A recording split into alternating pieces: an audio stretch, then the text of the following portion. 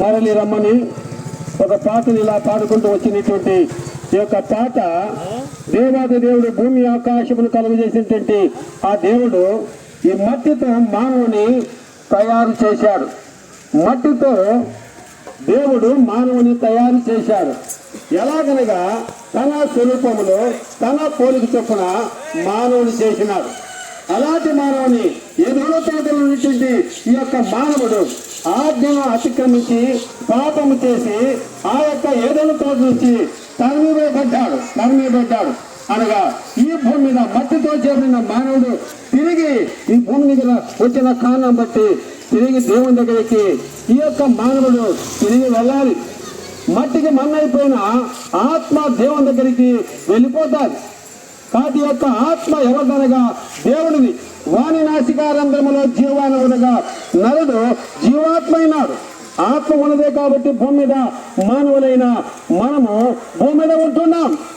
భూమి మీద ఉన్న మానవుడు వాని హృదయంలో ఆత్మ ఉంటున్నది. అందుకని ఆత్మ దేవుడు ఎక్కడ ఉన్నాడనగా హృదయంలో ఉంటున్నాడు. దేవునికి మనుషులకు మధ్యవర్తి అయినది యేసుక్రీస్తు ప్రభుల వారు. ఆత్మస్వరూపన దేవాది దేవుడు, వాక్యమున దేవాది దేవుడు ఈ లోకానికి మానవుడిగా మానవుడు చేసిన ఆ దేవాది దేవుడి మానవ యొక్క ఆకారములో ఈ లోకానికి వచ్చాడు. ఎందుకయ్యా వచ్చాడనగా రక్తము చిందించనిదే పాప క్షమాపణ కలగదు. ఒకప్పుడు ఎడ్ల యొక్క మేకల యొక్క రక్తము మానవ యొక్క పాపమును తీసివేసేదిగా ఉండింది.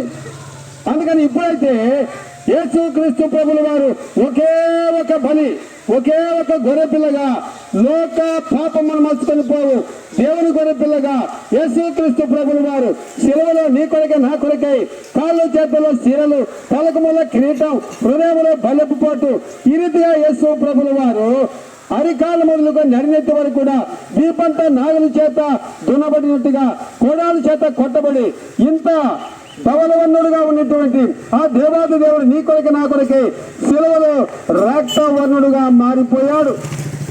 కారణమేమనగా మన పాపం ఇంత భయంకరమైనది.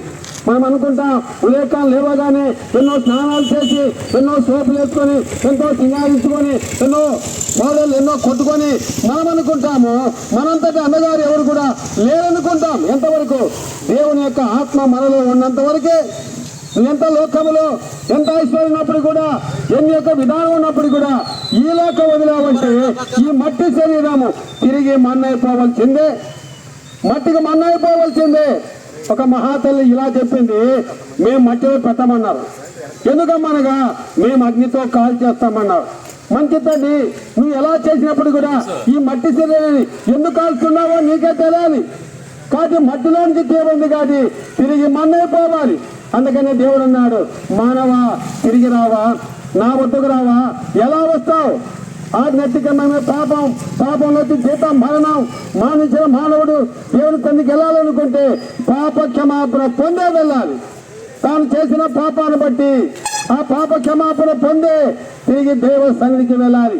అందుకని యేసుక్రీస్తు ప్రభుల వారు తన సన్నిధికి రావడానికి యేసు ప్రభు చేసిన కారణమనగా శిలువలో ఆయన కార్చిన రక్తం. శిలువలో ఆయన కార్చిన రక్తం, ఆ రక్తం అంతా పరిశుద్ధమైందనగా నిష్కలంకమైనది, నిర్దోషమైనది. నాలో పాపమున్నదని మీలో ఎవరైనా రుజువు చేయలేదా? ప్రపంచంలో ఉన్న ఏ వ్యక్తికైనా కామ, క్రోధ, మదము, మత్సరము, లోభము ఇవన్నీ కలిగిన ఈ వ్యక్తి యేసు ప్రభుల వారి చేతిలో ఈ ఆయుధము కూడా లేదండి. కారణమనగా ఆయన చేతిలో ఆయుధము లేదు. ఎందుకనగా ఆయన దేవాది దేవుడు. ఆయన నోటి మాట సెలవిస్తే చాలు, ఆయన నోటి మాట సెలవిస్తే చాలు సముద్రము నిమ్మలించబడింది, గాలి అణిగిపోయింది, చనిపోయిన వాడు తిరిగి లేచాడు, అనారోగ్యున్న వాడు స్వతపరచబడ్డాడు. అనగా యేసుక్రీస్తు ప్రభుల వారు ప్రకృతి పైన, ఆహారం పైన, సమస్త రోగముల పైన అధికారము కలిగిన వాడుగా ఉంటున్నాడు. అందుకని యేసుక్రీస్తు ప్రభుల వారు ఈ లోకంలో నీ కొరకే నా కొరకే శిలువలో మానించి రక్తమును కాచి యేసు రక్తము ప్రతి పాపం నుంచి మన కడిగి పవిత్రులుగా చేస్తాం. అప్పుడే యేసు ప్రభు యొక్క సన్నిధికి, దేవాది దేవుని సన్నిధికి, పరలోకానికి మనం వెళ్ళగలం. లేదా అగ్ని ఆరదు, పురుగు చావదు, యుగాయులకు కాలుతా ఉంటావు.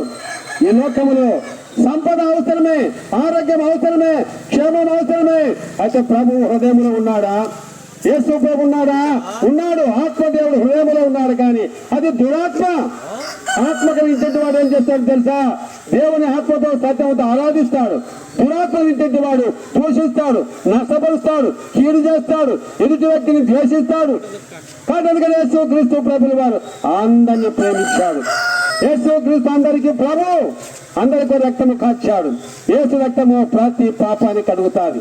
కాబట్టి యేసు ప్రభుల వారు శిలువ మరణించాడు, భూలోకంలో పాతి పెట్టబడ్డాడు, తిరిగి లేచాడు, పరమునికి వెళ్ళాడు, తిరిగి రాబోతున్నాడు. ఆ యేసు ప్రభుని ఎదుర్కోవాలంటే మానవులైన మనము పాప క్షమాపణ పొందాలి. పాప క్షమాపణ పొందకుండా ప్రభు దగ్గరికి వెళ్ళలేరు సుమా. హృదయ శుద్ధి గల ధన్యులు, వారు దేవుని చూచెదరు అని రాయబడింది. ఏదో ఉదయం చాలా మంది అనుకుంటా అంటారు, నేను పొలాని స్థలానికి వెళ్ళాను, దేవుని చూచానంటాడు, దేవుని చూచాడంటాడు. ఈ పాపిష్టి కళ్ళతో దైవాన్ని మానవుడు చూడగలడా? చూడలేడు సుమా. సూర్యుని చూడాలనుకున్నా కూడా చాలా కష్టం. మంచులోకి వెళ్ళావా, ఈ కళ్ళు మంచు చూసిందంటే కళ్ళు పాడైపోతాయి. కాబట్టి దేవుడు ఎలాంటి వాడు? దేవుడు ఎలాంటి వాడు?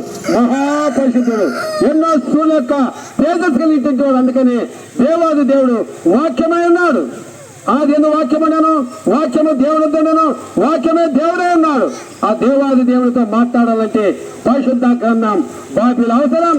66 పుస్తకాలకైనా ఈ పరిశుద్ధ గ్రంథంలో యేసు ప్రభుల వారు మన జీవితానికి ముగింపున్నది. ప్రభు దగ్గరికి వెళ్తాం, పరలోకంలో ఉంటాం, సదాకాల యుగాయుగులు ఉంటాం. అలా యేసు ప్రభుని కాదన్నావా, అగ్ని ఆరదు, పొరుగు చావదు. యుగాయుగులు కాలుతావు దానికి తప్పించడానికి. నేనే ప్రభుని యేసునందు విశ్వాసముంచము. యేసు రక్తము ప్రతి పాపం నుండి మన కడిగి పవిత్రులుగా చేయను. మన పాపములను మనము ఒప్పుకొని నడిలా యేసు ప్రభుల వారు నమ్మదగిన వాడు, నీతిమంతుడు కనుక సమస్త దుర్నీతిని మన కడిగి పవిత్రులుగా చేయను. ప్రభు యేసునందు విశ్వాసం ఉంచము, అప్పుడు నీవును నీతి వారును గొప్ప ఆత్మరక్షణ పొందలేరు. మీరు ఎక్కువగా యేసు క్రీస్తు ప్రభుని తెలుసుకొని ఆశ కలిగినట్లయితే ఇక్కడ సమీపంలోనే ఫిబ్రవరి చిన్న మంద ప్రార్థనా మందిరం ఉన్నది. అక్కడ దావిదేవులు ఉంటున్నారు, నియమకూటాలు జరుగుతూ ఉన్నాయి. రండి, ఆత్మీయ మేలు పొందాలని యేసు ప్రభు యొక్క నామములో మీకు మనవి చేస్తుంటున్నాం. దేవుడు తన వాక్యమును ఆశీర్వదించి జీవించును గాక. ప్రార్థన మోకరిద్దాం.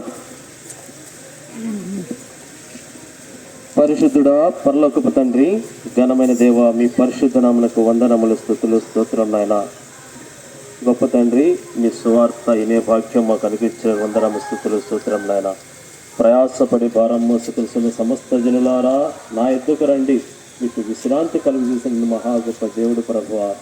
మా ప్రయాస వ్యర్థం తండ్రి. మీరు మాకు మేలు చేయకపోతే ప్రభా మాకు ఎక్కడది ప్రభా. ఈ దినమున ప్రభా మీ యొక్క స్వార్థ పరిచర్యలో పాలుభాగస్తులవుడుకు మీరు శ్రేష్టమైన సమయాన్ని బట్టి కూడా వందనములు, స్తుతులు, స్తోత్రం తెలుసుకుంటాం. కృపగల తండ్రి, హృదయ శుద్ధి గలవారు ధన్యులు అన్నారు ప్రభా. ఏ భేదం లేదు, అందరూ పాపం చేసి ద్రోవ తప్పిపోయి ఉన్నారని చెప్పి ప్రభా మీ వాక్యంతో సెలవిచ్చారు. ద్రోవ తప్పిన నన్ను, మమ్మల్ని వెతికి రక్షించిన గొప్ప దేవుడు మీకు వందనములు, స్తుతులు, స్తోత్రం తండ్రి. ఈ శబ్దయంత్రం ద్వారా ప్రభా, ఈ జీవవాక్యం విన్న ప్రతి ఒక్క బిడ్డ ప్రభా మా యొక్క వాక్యం విని వినుటకు సహాయం చేయం తండ్రి. నీరు గట్టి ఫలం చేయము, గుర్తించుకునే జ్ఞాపశక్తి కూడా వారికి దయచేయము. పాప క్షమాపణ, మారు మనసు బిడ్డలకు దయచేయమని అనుకుంటున్నాం. విన్నవా పాల్గొంటున్నాం, మాకు కూడా ప్రభా తండ్రి సహాయం చేయమని వేడుకుంటున్నాం. కృపగల తండ్రి, ఈ బిడ్డల ప్రభా చేసుకుంటున్న ప్రభు వ్యవసాయాల్లో తోడుకొనండి, పాడి పంటల్లో తోడుకొనండి, క్షేమం దయచేయండి ప్రభా. చేసే పనులను ఆశీర్వదించండి, చేతి పనులను ఆశీర్వదించండి. వారి ప్రభా చేసే ఉద్యోగాల్లో కూడా తోడుకొనమని వేడుకుంటున్నాం. పాల్గొన్న ప్రతి ఒక్క బిడ్డను కూడా పేరు పేరును ఆశీర్వదించండి. స్వార్థ ప్రకటించి వారి పాదములు ప్రవచనమైన సుందరమైనవి.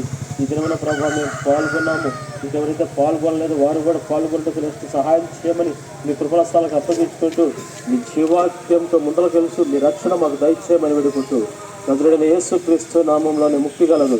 ఆ ముక్తి ప్రతి ఒక్క బిడ్డకు దయచేయమని వేడుకుంటూ నజరేయుడైన యేసుక్రీస్తు నామం ప్రార్థించి మిక్కిలి వేడుకుంటున్నాము పరమ తండ్రి. ఆమేన్.